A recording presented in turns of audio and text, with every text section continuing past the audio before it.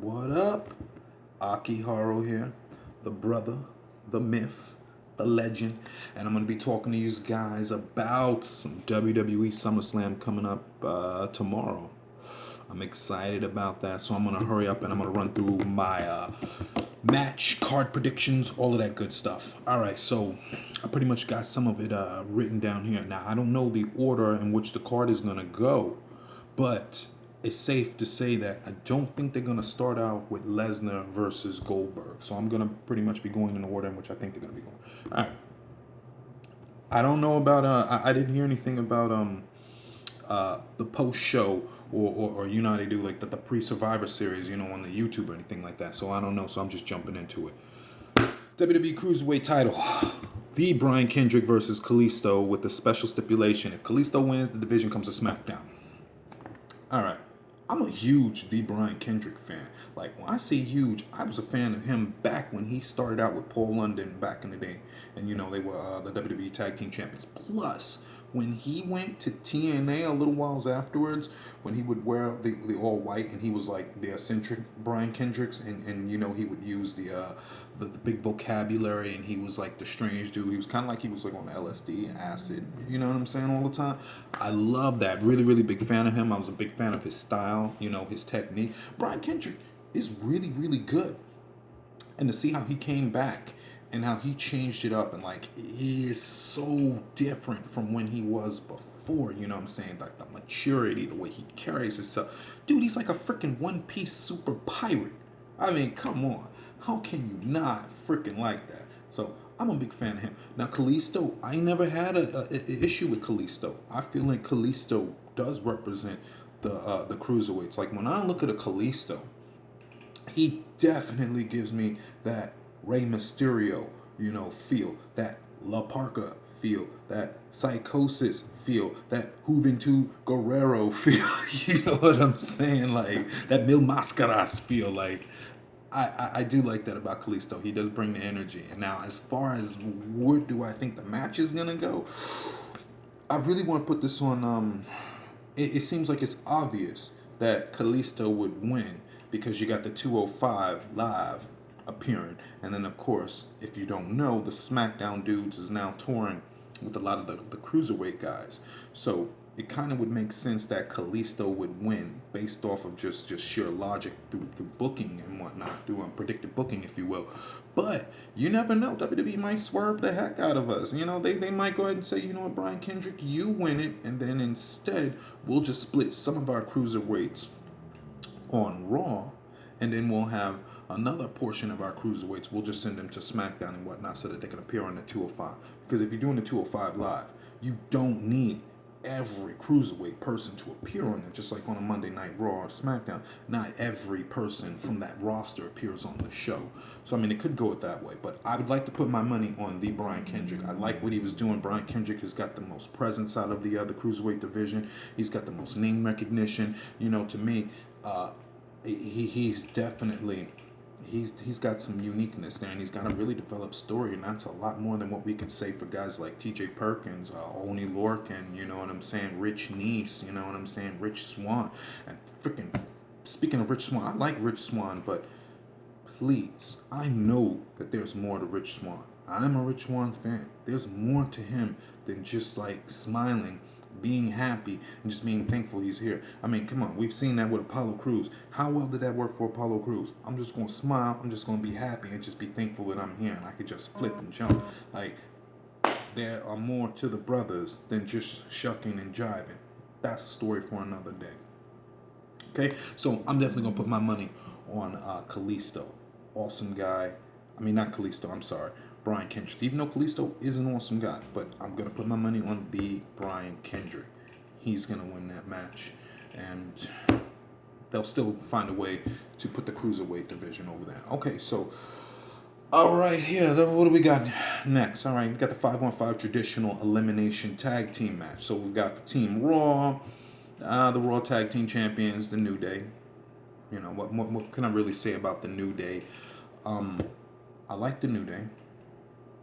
I like what they are. I like what they're about. I don't necessarily like all the colors, and that's not that's not saying colors go for certain people or whatnot, but the peach and these pale pastel colors, and it just, to me, I don't understand, like, why is it that in order to signify, excuse me, happiness, or that you're a friendly person, you have to be associated with bright pastel colors, like a peacock or something. So that I'm not really sure about. I think the New Day can still be themselves without having just the strange colors and whatnot. Like it's okay to wear a darker color. You know what I mean. You can have some muted colors. And it won't hurt anybody. New Day.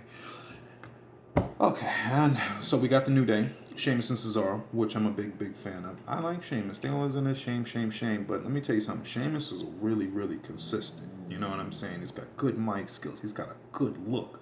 Like when you look at the guy, 6'5", 280, worth of fucking paleness. Doesn't look like he's seen the sun ever.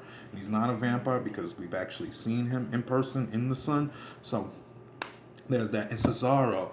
Oh, Claudio Castellani. My goodness, where do I start with the Swiss Superman? I mean, look, Cesaro's so awesome. This man did a full-on survival course in dress shoes and just this full-on dress get up and did it better than everybody else. I'm like, this Cesaro was off the chain. I love watching this guy wrestle. Like he brings like a level of excitement that very few people do. And please, Cesaro, please WWE, let this man use the UFO. If you haven't seen Cesaro's UFO, go look it up. One of the coolest moves I have seen. Like it's pretty freaking cool. You know what I'm saying? It's up there with Ember Moon's like flip stunner. I don't know what we call what Ember Moon is doing, but her freaking flipping stunner, off the chain. Then we got Enzo Amore and Big Cass. I mean, what more can you say about Enzo Amore and Big Cass? You know what I'm saying? I like these guys. I'd want to see them do more with Enzo Amore and Big Cass besides, we'll just use them to shill this, sell that. Like, they've got some skills, and I definitely want to see where they go with them. And then we got Luke Gallows and Carl Anderson, the Good Brothers, which I do like that. I've been a fan of them since New Japan Pro Wrestling, NJPW, so they kick ass. In fact, I like Luke Gallows back when he was with Serena. I think it was Serena or Sarita when he was with CM Punk in the Straight Edge Society. You know what I'm saying? So I'm like, okay, I can definitely dig that. And we got with Primo Epico of the Shining Stars, the Colognes.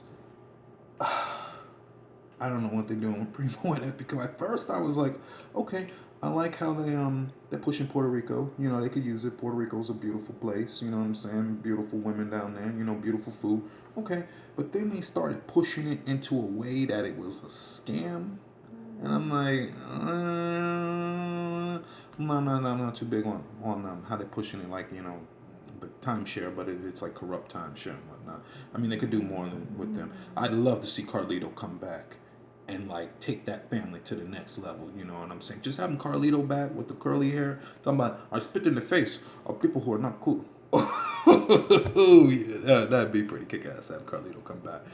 All right, so that's pretty much Team Raw, and then we got Team SmackDown.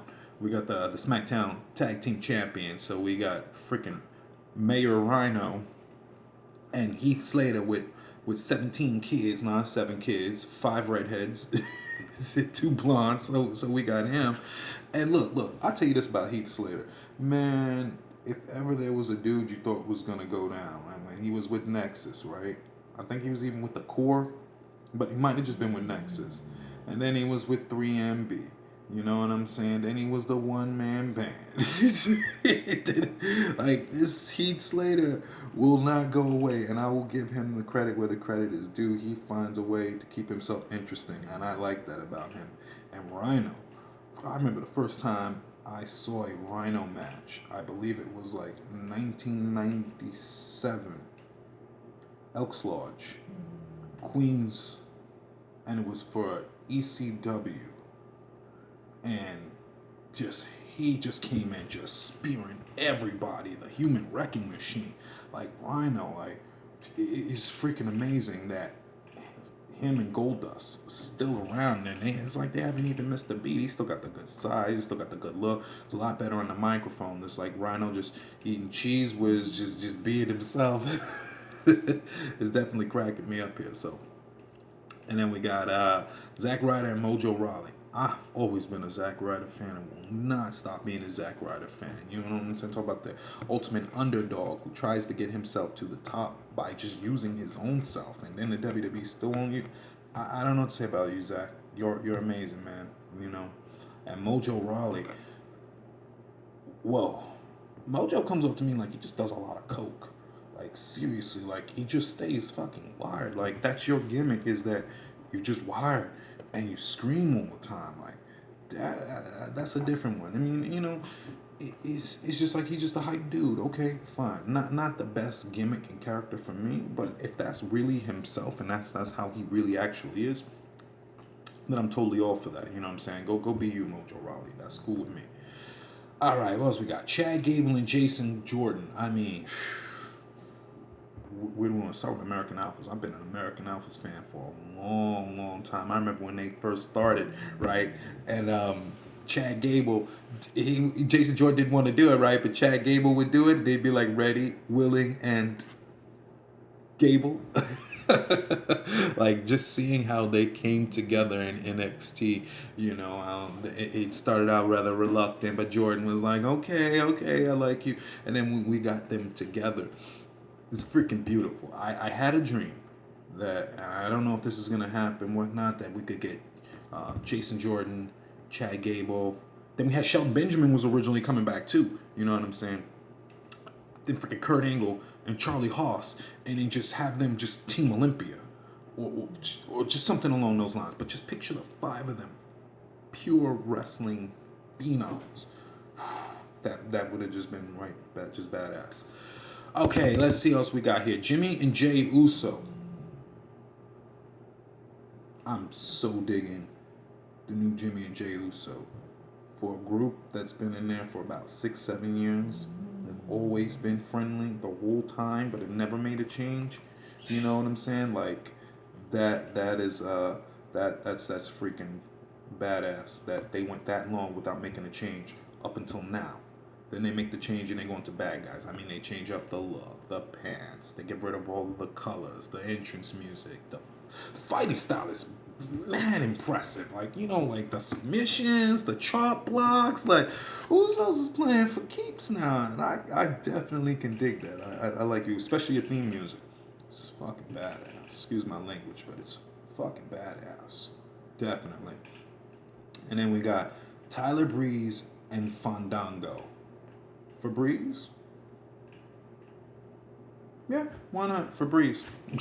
Dude, them and the Fashion Police, like, out of all of the teams on here, I have to say Tyler Breeze and Fandango made me laugh the hardest. Not like New Day, where they're trying too hard with New Day. You know what I'm saying? Like, they're trying to hit pop culture reference. They're trying to do this, do that. Same thing with Enzo Amore. You know, they got their catchphrases and then they're making fun of people.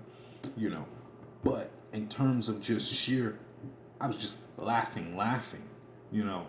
It was Breezango or Febreze had me rolling as the Fashion Police last week. I was just chuckling like a mug. And then go and watch the Talking Smack where they showed up and were just handing out Fashion Police tickets. And he goes to Renee. Check this seriously. He clowned on Renee so hard. That freaking Fandango. He asked Renee, he was like, you got a new haircut, Renee? She's like, yeah, you know, about a while ago. He's like, where did you go? Super Cuts, Sport Cuts, something like that. He said, it looks cheap and terrible in her face. Like, he's like, that shirt, horrible too. Starts just throwing her tickets, just looking at Renee's face like, that's cold, Fandango. Don't say my hair is cheap. They gonna say my clothes is terrible. Like, damn. Like, yeah, but seriously, like, they crack me up, you know, like the Tyler Breeze entrance where he's got the selfie stick. And then Fandango just comes up behind and he starts just shimmying in there like, yeah. Like give me like a actual genuine laugh, and it's not like an Enzo Amore like yo where it's just so cool and it's just so happening. The same thing with the New Day where they just hitting all this pop culture. They just silly. Like Febreze is just silly funny. Like this the things like what did he say one time? He was like, I gotta shave so I can be like aerodynamic. I think that's what he said. He said I gotta work on it. I could be aerodynamic so I could just slide through the air. So there's no hair on me, so I just slide through. Octago is, you know what I'm saying? Like it just genuinely cracking me up. But as far as predictions, I really want Team SmackDown to win. I feel like Team SmackDown needs this more than Team Raw. Look, Raw is set wherever they go. SmackDown was the one that was taped. SmackDown was the one that had all the spoilers and everything. SmackDown was the one that needed the help. Does Team Raw need to win any of this? No, we don't. And in fact, I don't see why some of these couldn't be disqualifications or draw. And I can't recall if there was a time where during Survivor Series where we actually had a draw. Like let's just say, it was down to 2 teams or something, or whatever happened to the time limit, and then you would fight to a time limit, and then there would just be no more. Like we don't always have to have a definitive winner. You can have disqualification, you can have a double count out, double draw, and some of those I'm actually all right with. So I personally would like to see Team SmackDown win the 5-on-5 traditional elimination tag team. That's just me. And as of lately, I've been really leaning more towards SmackDown in terms of the quality and what it does. Like where Raw rests on its laurels, it's like, well, we can go back to the Attitude Era. We can dump money into this, and we can get Brock Lesnar versus Goldberg. SmackDown is like, well, we're just going to have to rely on our talent, storylines, and actual flow. That's something that WWE Raw does not have. WWE Raw does not flow very well. It's not much ebb and flow. It's like I can tell that there's a whole slew of different writers with different opinions, right? Because it's not saying that all the writing and the creativity is stupid. No. I can get behind somebody's creativity. It's just the fact that I can tell that there's so many different minds trying to come in. It seems like I can see how, okay, here's how the story progressed from guy number 1 to guy number 3, and then here's where creative writer number 5 put in his 2 cents, and here comes creative writer number 7's 2 cents as well. So I can definitely see and tell how Raw has a lot more hands in the cookie jar, so to speak. And, it is what it is. Now moving on to the 5-on-5 traditional elimination for the females. So on Team Raw, we've got the Raw Women's Champion, Charlotte, which I'm a huge fan of. I've been a fan of Charlotte Flair, like even before she came in, you know what I'm saying? Like when they had signed her, just a giant fan. I'm like, I knew she was going to go somewhere. She had the look, just that whole volleyball physique, which, very turned on by, I'm not gonna lie. She's got the presence, she's got the style, and this is excluding her dad. I mean, you know what I'm saying? Like, of course she's got the name, Flair, but she goes up there and she does it on her own, and I totally respect that. That girl's got some gift of gab, and she gets that microphone and just goes on and on and on, and I love that. I'm like, give her the microphone. Okay, let's see who else we got on here. Bailey. Oh, my precious Bailey. Oh man, Bailey. Like it's like all these other girls, they're here, they're there, and they're wrestlers, and they're trying to look good and all of that. I'm glad, they're still like, hey, we can be serious with wrestling, right? But we still want to be a little attractive, and I can see that it's on them, not like other people are telling them, hey, you got to wear this crap. No, they're choosing what they want to choose. And the fact that Bailey is herself, like with just the ponytail, with just like the purple and the wacky wave and inflatable arm flailing tube, man. I just love that about her. The happiness that she brings. It's just like she could be more than a John Cena, Daniel Bryan, Hulk Hogan. Like, whoa. It's like, I like hugs. She likes hugs. Get together and just have a big hug. And Bailey is phenomenal. You know what I'm saying? One thing I'd like to see from you, Bailey, seriously, you've got to be able to bring out that attitude and that aggression. Not saying you do it all the time, right? Of Of course not. But even John Cena, you know John Cena portrays himself as a super friendly dude, but even he knows how to kick it up a notch, get serious. And Bailey, sometimes I feel like that's something that you miss. You know, like you're happy to be there. Totally get that, totally respect that. But you cannot let these girls walk across you and take advantage of your naivete, so to speak. You can't let them do that to you, Bailey. So you've got to bring some kind of aggression. Not all the time. I'm not saying enough to mess up your character. But you got to show Charlotte, Sasha, and all them girls what time it is. You know what I'm saying? All right. We got Nia Jax. My precious Nia Jax. Oh boy, do I love Nia Jax. Nia Jax, you are the kind of woman that I would want to spend the rest of my life with. You know what I'm saying? Nice, tall, good physique, like the look. Like we would have some beautiful children. I just put that out there. You know what I'm saying? I'm a fan of you, Nia. And the way you've been running through the girls since the NXT, I was really worried for a while when you weren't on TV. I was like, oh my goodness, they had to take Nia off of TV to slow down her progress. A lot of people are like, well, where did Nia go? Where's Nia? Where's Nia? Where's Nia? Where's Nia? And I had to say, I think Nia's not on TV because she was getting so good and moving along so fast. It'd be like, why wouldn't Nia want to say, hey, Charlotte, all you girls haven't beat me before. The only one that stopped me was Asuka. There's no Asuka here. So I want the title, and I'm going to take the title. So what would stop her from actually saying that, and then people at home being like, well, that's logical. That makes sense. The only person that has beaten her, really, is Asuka. So there's no Asuka here. Shouldn't she want the title? And then, well, we can't have that. So then I noticed they kind of kept her away until Survivor Series. So what are they going to do after Survivor Series? Why wouldn't somebody like Nia Jax actually want to go for the title? It wouldn't make sense that you know you're that good and you're that dominant, but you wouldn't want to go for the title. You know, then we got Alicia Fox, who's just the queen of crazy. You know what I'm saying? You want to talk? Want to talk? Let's talk. Like, whew. Look, props to her for being there for 10 years and having longevity and all of that good stuff, you know. And I'm just happy to see her in the match, you know. And that's good for Alicia Fox. She's gonna get the payday. It isn't too much I can say about that. I mean, she's not terrible in the ring. You know what I'm saying? She plays the crazy whack job really well, and I like that character. You know, kind of like a Psycho Sid. She could be a psycho character. I don't know how the WWE is gonna be with like all women this and women that if they are willing to explore that realm or that avenue.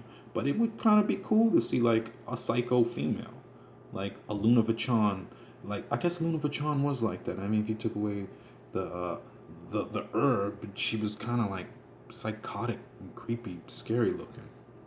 I'd like to see Alicia. She doesn't have to be creepy looking and all that because she's a beautiful woman, but she could definitely go like the psycho role like the Screws Rules, and I'd be totally fine with that.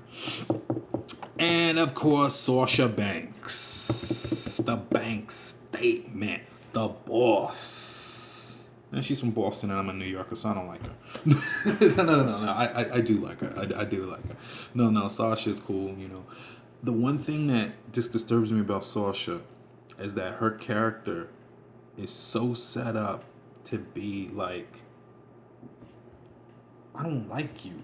Look at you. You're terrible looking. I'm better than everybody. Like, to be the boss mentality like that. I just really picture her as being like bad girl. You know, with that not being like friendly and pandering to the crowd. Because if you're a boss, you don't have to pander. People are pandering to you because you're the boss. So she carries herself like a boss just to the people in the ring, but not to everywhere else, which kind of doesn't seem indicative to a person who feels like, I'm the boss 24/7. Not like, I'm just the boss only around these girls. But then around everybody else, I'm all nice and friendly. But other than that, I mean, she did a fantastic job in the ring. She, like Enzo Amore, my God, they make me so scared sometimes. I'm like, man, is Sasha gonna break the pieces again? Are they gonna break her? Is she about to die? And I'm like, please don't die on me, Sasha. But I'm a fan of you. You know, I'm a fan of Sasha. You keep doing what you're doing. Keep representing. It'd be nice to see you win at a pay-per-view belt. But, you know, they're trying to do this thing with, you know, Charlotte's winning 13 in a row and whatnot. So I don't foresee Sasha winning at a pay-per-view anytime soon. So that's a bit weird to only have Charlotte lose on Monday Night Raws in such an obvious way that people at home are like, oh, so you just want to protect her pay-per-view win streak. I got you. Let's just not do it in such an obvious way, WWE. That's all I'm saying, you know? It's like, but anyway, moving on past that. So that concludes Team Raw. Now, as far as Team SmackDown, I mean, they got Coach Natalia. Now, here's where I'm going to have a problem with WWE creative in general. Shane McMahon, this is one of the few flaws I have. I'll let the stories go. I'll let it out. I'm not one of those people that likes to nitpick WWE. You're doing everything wrong. You're everything wrong. You're everything wrong. Oh my goodness. Just like watch the show for what it is. But here's one thing that I really, really, really had a problem with. Nikki Bella is the captain for the ladies. Now this is odd, okay? Go look at the captains for every team. Alright? The SmackDown 5-on-5. Right? The 5-on-5, excuse me. The 5-on-5 tag team, right? New Day, team captains. Correct? Okay, makes sense. Because they're the best. Alright. Then you've got Heath Slater and you've got Rhino. The other team captains, because they're the tag team champions and they're the best. Fair enough. Look at the men's team. AJ Styles, captain. Kevin Owens and Chris Jericho, co-captains. That one is a little bit different. They claim they both have the Universal title. But either way, the point is that you picked both captains based on them holding the belt. Right? Fair enough. That actually makes logical sense. You're saying they're the best. Now here comes down to the women. We've got Charlotte, captain. Nikki Bella, captain. Not Becky Lynch. Seriously, WWE, why didn't you make Becky Lynch the captain? She is the only person on Survivor Series to have a belt and not be the captain. Why is that? I'm serious. And everybody at home, everybody listening to this, ask yourself. And Becky Lynch is phenomenal. She is way better than Nikki Bella. And I ain't hating on Nikki Bella. I didn't say Nikki was stupid or retarded or this or that. Notice I didn't come at anybody with the whole she doesn't deserve it. All I said was, why are all the other captains champions except for the SmackDown female team? They have Nikki Bella leading it. And I don't think that was the right decision. It's like you didn't need to do that. Like, look, they didn't put John Cena on there. You know what I'm saying? To give these dudes a chance and whatnot. That's fine. Why did you have to put Nikki Bella on there above the champion? Like you're saying, they used to do that with John Cena, remember? And how people would get upset behind that. They'd be like, wait a minute. How can John Cena's match go on last before the WWE title match? We people used to have a problem with that. The way they John Cena would be above everybody else, even if he didn't have a title. And they kind of stopped with that. But this Nikki Bella situation really just kind of left a bad taste in my mouth because there is no logical rhyme or reason that I could come up with or conclude as to why we would have Becky Lynch as the champion. Number 1 female draft pick for SmackDown as well. But you still don't make her the captain of your team. That's the number 1 draft pick and your women's champion. So Shane, Daniel, I genuinely would love to have had that addressed. And that is something that the WWE could address without having to feel like, well, you as the fan is nitpicking. Or you're just being an asshole. Or you're just looking for a way to think that the product is stupid. Or you're just reading too far into it. Nope, I'm going by what you said. We only want the best to lead our teams. And the champions are the best, said Mick Foley, Daniel Bryan, except in this situation where you feel like Nikki Bella is better than your number 1 draft pick and your SmackDown Women's Champion. That does not sit well with me at all. So that I've gotten that diatribe out of the way, I've been going to the rest of the girls. So we got Coach Natalia, and this is going to be interesting here. She's like the unofficial 6th member. I mean, And I hope you're out there to cheat, Natalia, and do what you got to do. But this new Natalia that doesn't seem to care about anybody else other than herself and her cat, but quotes music lyrics without realizing she's doing it, c'est magnifique. I love it. Just freaking awesome. I can dig it. I'm like, okay, Natalia, I'm interested in you. And she came up there, and Alexa Bliss was like, you quoting Chumbawamba, girl. I was like, she quote Chumbawamba. Oh, and she's like, what's a Chumbawamba? Oh, this Natalia is she's stepping it up. I like that. I mean, we have already known Natalia is probably the best female wrestler there. You know, it just was the mic and presence and whatnot. And she's got that now. I'm definitely interested in seeing what Natalia's gonna do here going throughout the future. Then we got Nikki Bella. I mean, what really more can I say about Nikki Bella? I mean, she's here. I feel like a lot of the time she's here because of her presence and the Total Divas and what she does. Not necessarily because they're like, well, we think you're the best fit here. It's like, well, you're a name. We can put you out here. You're a good draw, and you'll bring in maybe a different type of fan base than we had initially. Maybe that's why they chose to put her as the face, even though it's strange that your face is above the champion. It's like Nikki Bella is here, and then you see like Becky Lynch, like when they do all the previews and stuff. Like Becky Lynch is in the background. You're like, damn. I mean, I get Nikki Bella, but she's not your champion. And if you felt that way about her, why didn't you make Nikki Bella the champion? There we go.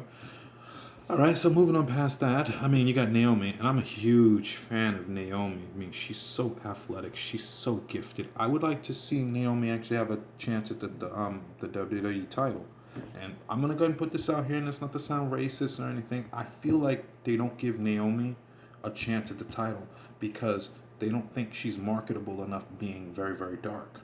I noticed the WWE, they like their light-skinned people. You know what I'm saying? Kind of seems like it's a society thing.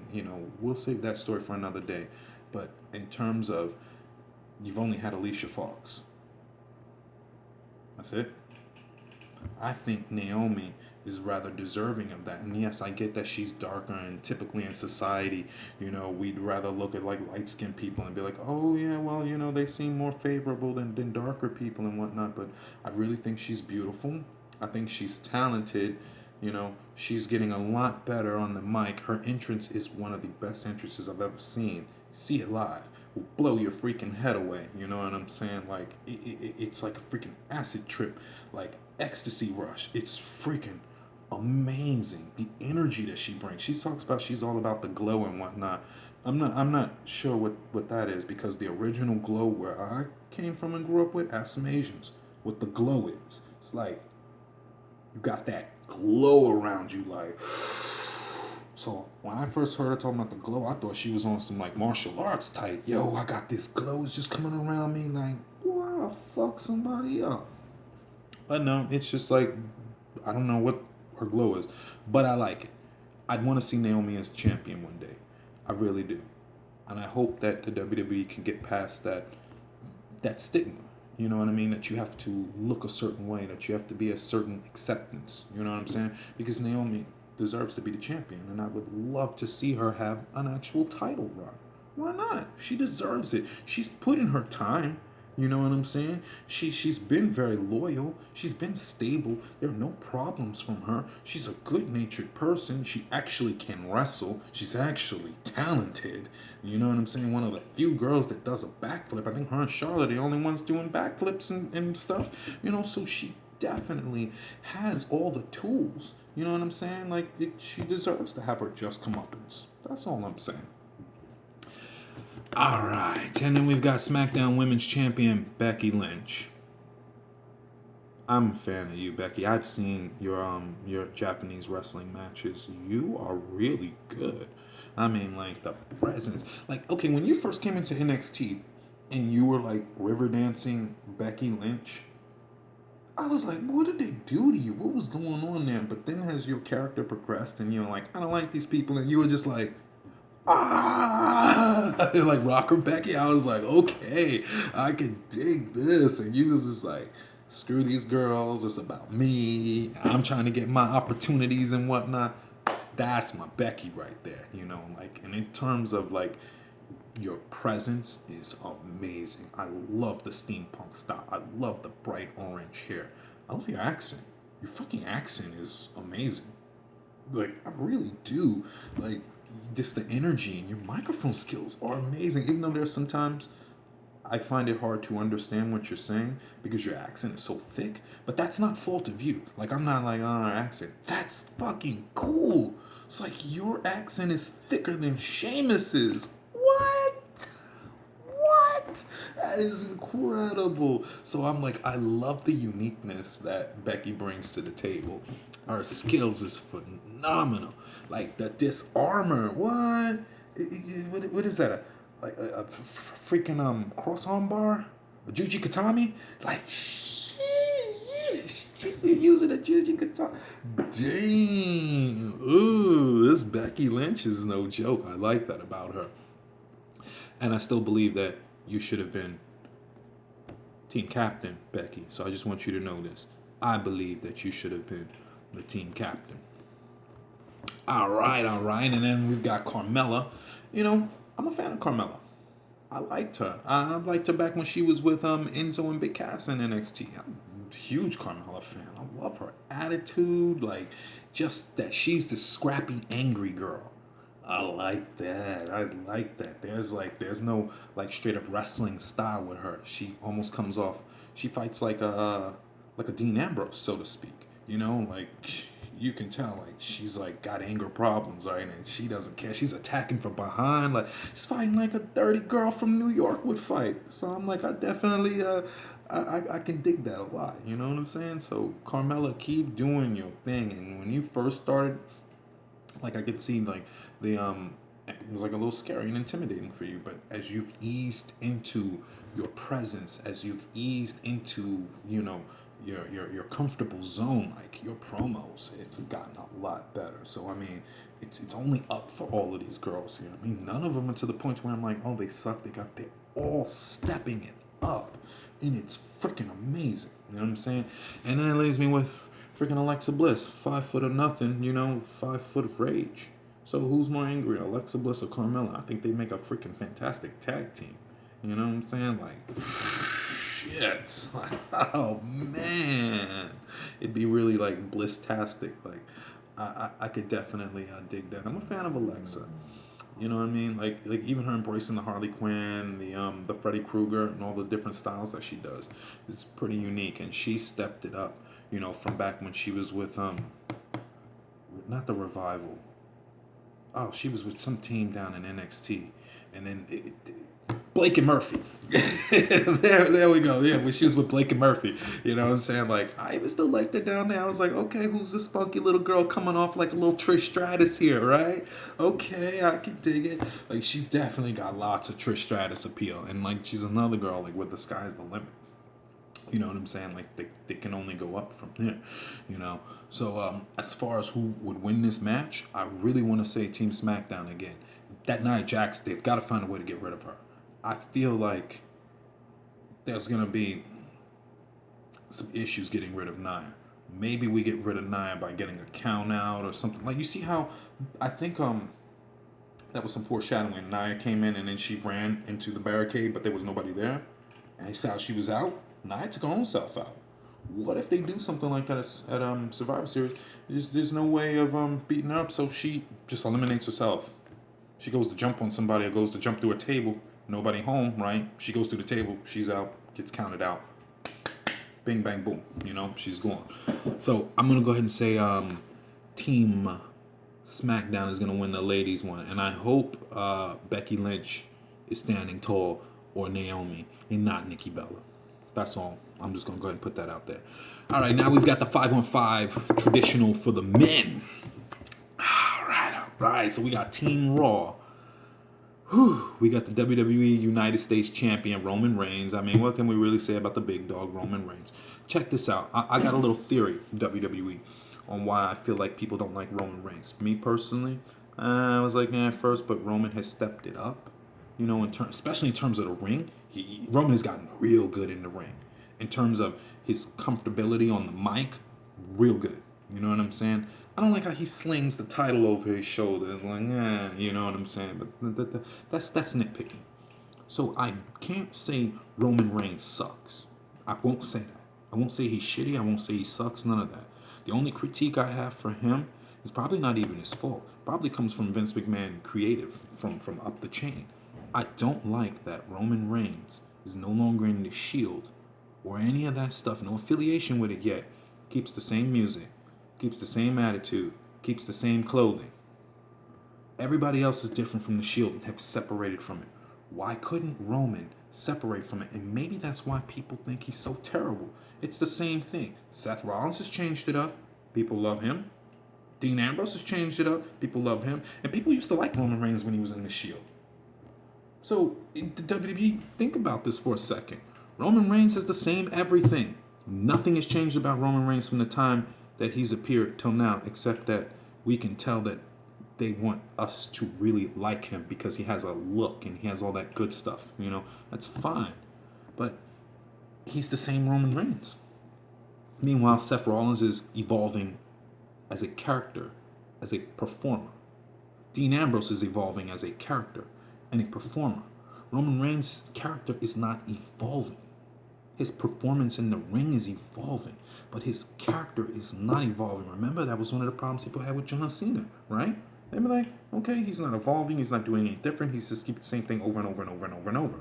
So it's not that Roman Reigns sucks, it's just the package of which he's being presented is where it has a problem. And I'm one of the most lenient wrestling fans out there. But even I'd have to be like, well, nothing really changed about Roman. You know, same music, you know, same Shield. How does he have the Shield music? Where's no Sierra Hotel India Echo Lima Delta? Where is there Shield music? There is no Shield. But he's still using Shield music. He's still dressing like he popped out of a riot squad. But there's no Shield. He's over there getting beat up and he's wearing his chest protector and I'm listening to it. I'm like, is the chest protector actually taking some of the damage? Because when you hear a slap, it's like you hear the slap on it. But then when I hear it on the chest, I'm like, is that like leather? Is that like padding or something on there? Or whatnot? It just seems odd. Moving on. Then we got the Universal Champion Kevin Owens and Chris Jericho. Oh, good golly gee willikers. Man, oh man, have I been a Kevin Steen fan, Kevin Owens fan, whatever you want to call him. He is amazing. And I haven't been just like, oh, I'm Kevin Owens because of now. I loved his character. I like that he knows how to be a bad guy.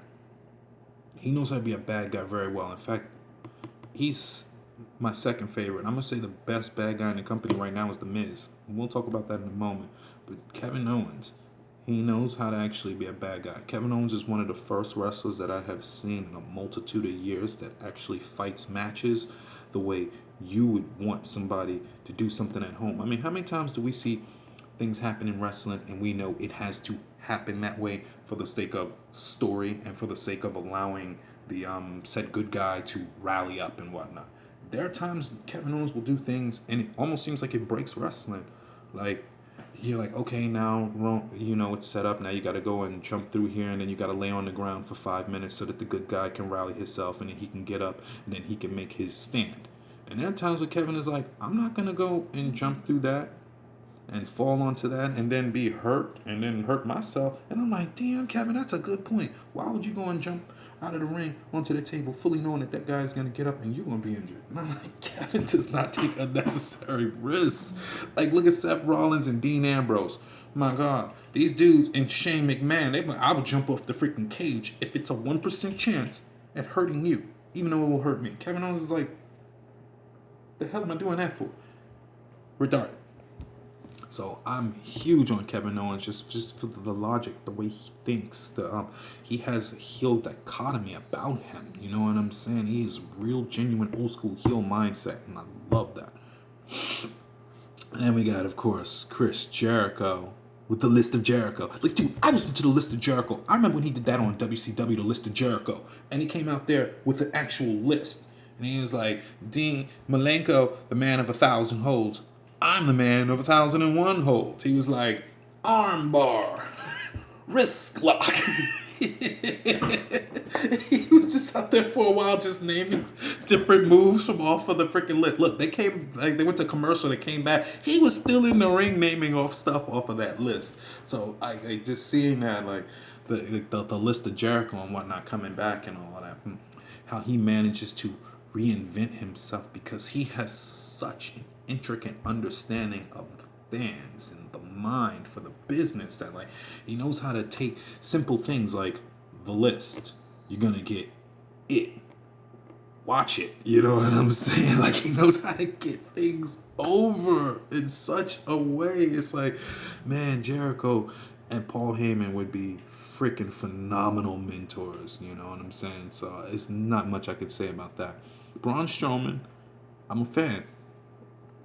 I like where they're going with this. Braun Strowman, you're a tricky dude because you're so big, you've got that look, but it's like, how do we book you and have you come off like a dominant heel, but then we still have like favorable faces and we build them at the same time?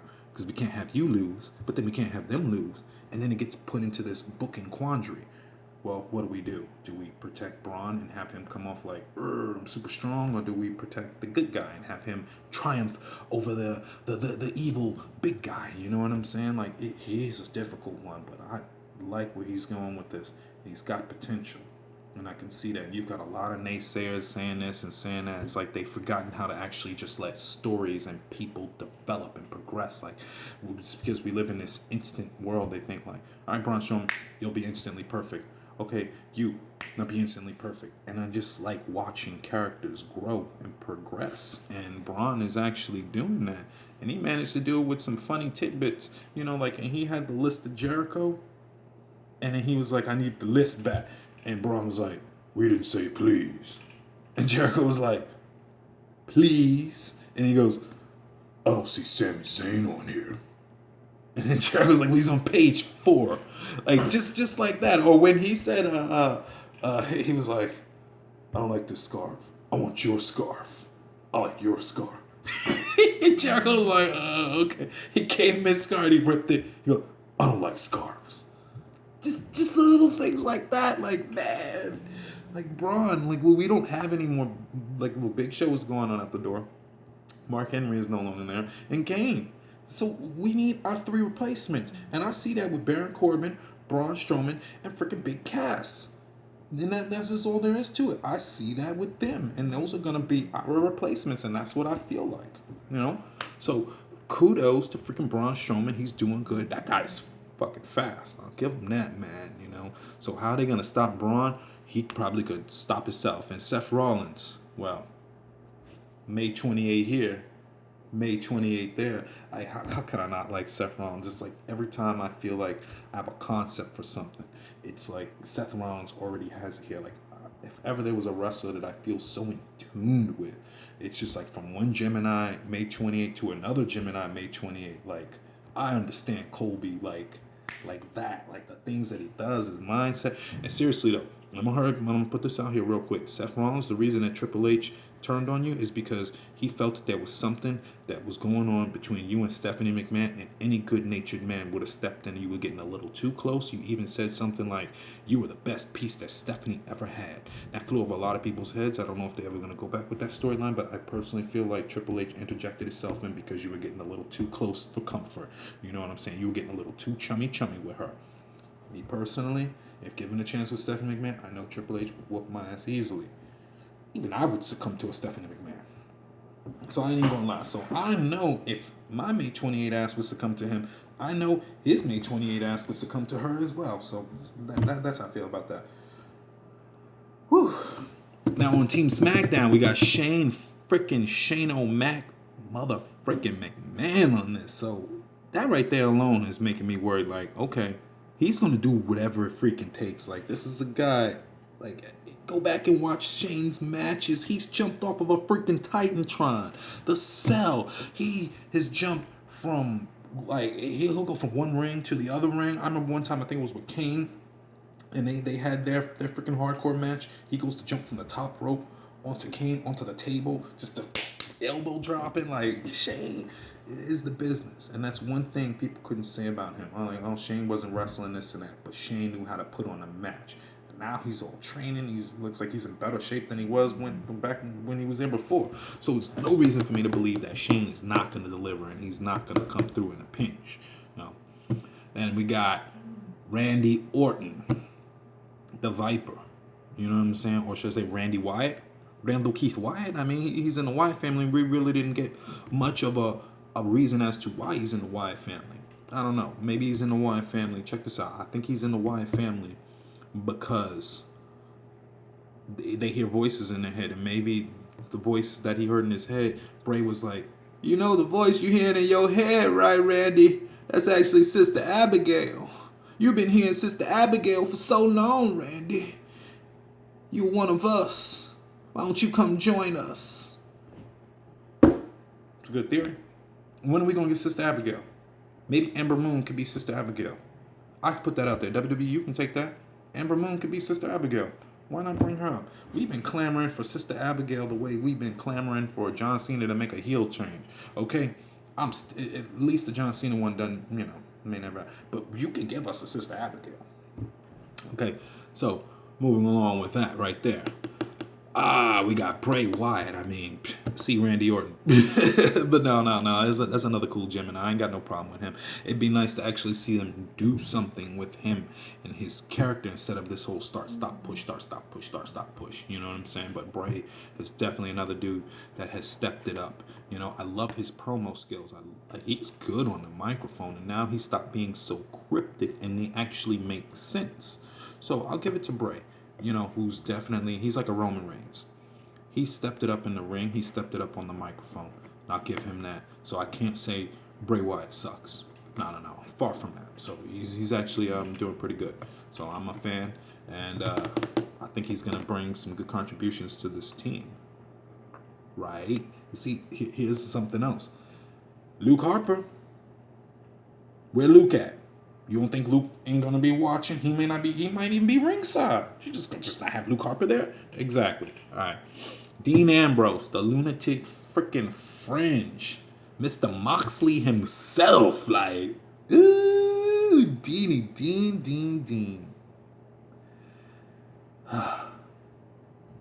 I'm a big fan of you, Dean. So I'm just gonna go ahead and put that out there, Dean. You're the man. You've been doing good for a long time. Your matches with AJ Styles have been freaking phenomenal, if I can use that word. So I expect nothing less from you, Dean. You know what I'm saying? And then we got the world champion AJ Styles, Mr. Phenomenal himself, the man, the myth, the legend. I love him. He's freaking awesome. He really is. And AJ, I expect nothing less from you to come on up in here and do what you got to do. So I'm putting my money on Team SmackDown again here. AJ Styles and Shane McMahon standing tall. Or I might have some kind of Undertaker Brock Lesnar that might come on out there. I mean, let's not forget the Undertaker talking about he back and he out here threatening people. If you don't win, you're going to have to answer to me. Well, damn it, Undertaker, why didn't you put yourself in the match then? Undertaker? All right. Then we got the Intercontinental title match, Miz versus Sami Zayn. I love me some Sami Zayn. I freaking really, really, really do. I loved his underdogness back when he was in NXT. And the Miz, the Miz is the best heel we got going right now. The stuff he says to Daniel Bryan, poking at him, he's like, oh, you're just jealous because you can't wrestle. You're just a shell of yourself. You just have to sit there and wish you could do what I can do. And you make fun of me for being safe. Me being safe is the reason why I can still wrestle and you can't. Like, he said that stuff. I was genuinely hurt for Daniel. Like, that's cold. Because Daniel does go out there with that, like balls to the wall style. And Miz does play it safe. That's cool. He just was like, yo, not my fault. You were so reckless and you messed up your own career. And you're going to get mad at me because I don't want to do that. I want to have longevity. Like, Miz is straight up a smarmy, freaking villainous heel. And I got a lot of respect for the Miz being that way. So my money is on the Miz to retain thanks to freaking Dolph Ziggler. Why would Dolph Ziggler? No, man. Because if Dolph Ziggler allows Sami Zayn to win, then he don't get his return title match. So why would Dolph Ziggler want to allow Sami Zayn to win? There's been one time I could see Dolph Ziggler saving the Miz so that he can get his return title match back. And then, of course, we coming on up to Brock Lesnar versus Goldberg. in a match that I can say that I kind of don't care about. I'm sorry, WWE. I know this isn't for like actual wrestling fans. This is more for the fair weather fans. This is more for selling tickets and merchandise and all of that. I totally get it. That's what they call like fantasy video game warfare. If you know you're trying to do that when you're basing a match off of a video game. Because the original match with Steve Austin as referee, Brock Lesnar was leaving, Steve Austin was leaving, and Goldberg was leaving. The match was terrible. It was just a push fest, you know? And then like Brock lost. Thanks to how many stunners from Steve Austin and whatnot, and you know what I'm saying? So like there was all kinds of interference and whatnot. It just wasn't the best match. And I'm kind of a little concerned because if you want to think about it, sure, on paper it seems like Goldberg would have a chance against Lesnar, but I've been following Goldberg's career. Like, you know, he does the Bull Run and all these TV shows and stuff. He's not training the way Brock is training. And it's hard for me to believe that 50-year-old dude is just going to come back and beat up on a guy who legitimately can go back into the UFC and actually kick some. I mean, we talking about a guy, and I know Conor McGregor is good. I think Brock Lesnar could take Conor McGregor. And there's no reason for me not to believe that. It's not like Brock don't got the diverticulitis no more. Brock is still training regularly. The dude is awesome. You know what I'm saying? So for me to just suspend belief that Goldberg is just going to win, like, okay, sure, Goldberg's going to win somehow. With steel chair, I mean, what is he doing, handcuffing him or some kind of nefarious means, then sure, he'll win. But to just say he's going to win off the bat, nah, I'm putting my money on Lesnar there, or a disqualification, or some kind of no contest. Maybe it's a TKO. That motherfucker will just come in and just like, clink, clink, like he did the Randy Orton. Like, bust them all up and everything. So that's my, that concludes my predictions. Like, I didn't realize I was going to be talking about it for this long. But yeah, that definitely concludes my predictions for Survivor Series. So Kendrick's going to win. Putting my money on SmackDown to win. All three.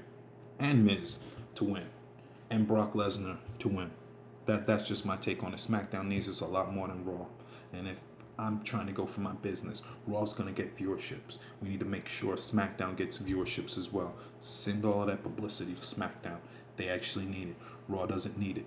Raw's resting on like Brock Lesnar and Goldberg, and Raw will rest on bringing more Attitude Era people back to pump up and inflate their ratings and whatnot. SmackDown actually needs this.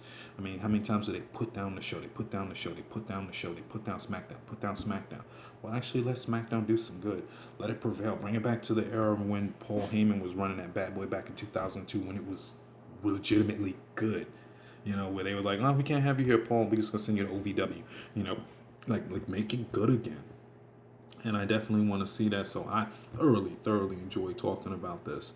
And I'm looking forward to Survivor Series. I'm looking forward to matches that are going to be long. I mean, the last time we had like a 5-on-5, it was almost freaking 40-50 minutes worth of a match. It was really long here. So we have on a 5-on-5 tag team.